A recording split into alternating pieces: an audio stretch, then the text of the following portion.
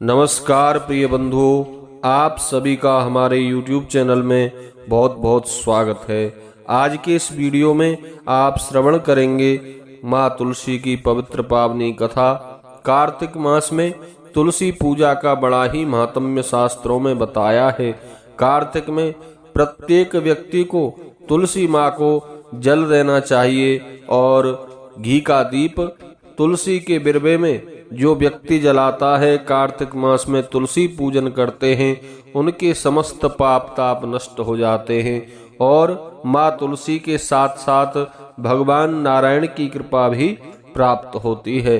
बंधुओं, एक बार प्रेम से कहिए, बोलिए तुलसा महारानी की जय, विष्णु भगवान की जय, सालग्राम भगवान की जय।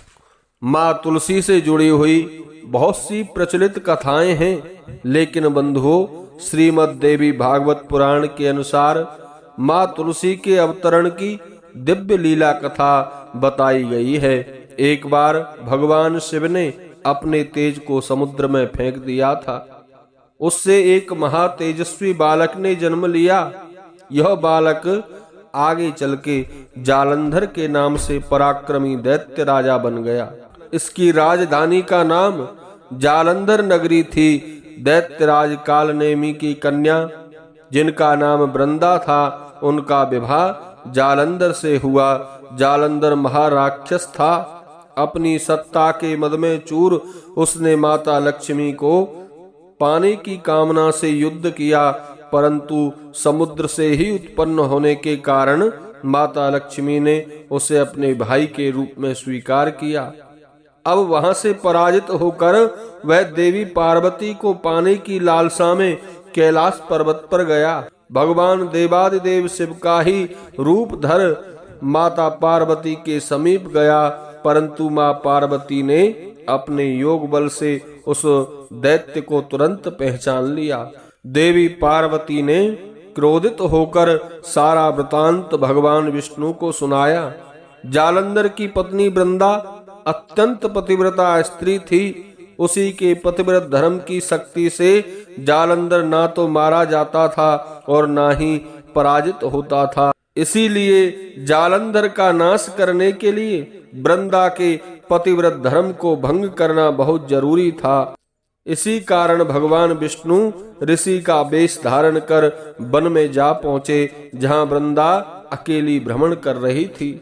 भगवान के साथ दो मायावी राक्षस भी थे, जिन्हें देखकर वृंदा भयभीत हो गई। ऋषि ने वृंदा के सामने पल में ही दोनों दैत्यों को भस्म कर दिया। उनकी शक्ति देखकर वृंदा ने कैलाश पर्वत पर भगवान महादेव के साथ युद्ध कर रहे अपने पति जालंधर के बारे में पूछा। ऋषि ने अपने माया जाल से दो बानर प्रकट किए। एक बानर के हाथ में जालंधर का सिर था तथा दूसरे हाथ में धड़। अपने पति की यह दशा देखकर वृंदा मूर्छित होकर गिर पड़ी। होश में आने पर उन्होंने ऋषि रूपी भगवान से विनती की कि वह उसके पति को जीवित कर दें।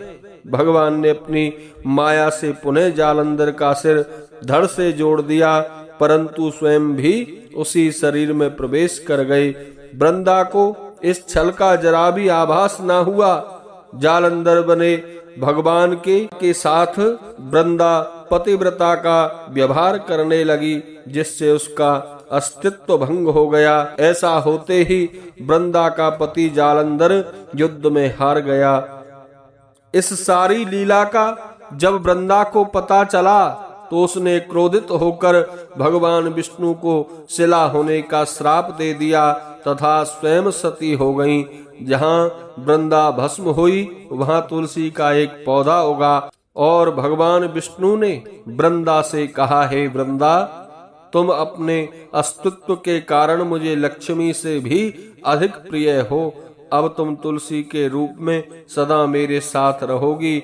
जो मनुष्य मेरे सालग्राम रूप के साथ तुलसी का विवाह करेगा, उसे इस लोक और परलोक में विपुल यश की प्राप्ति होगी।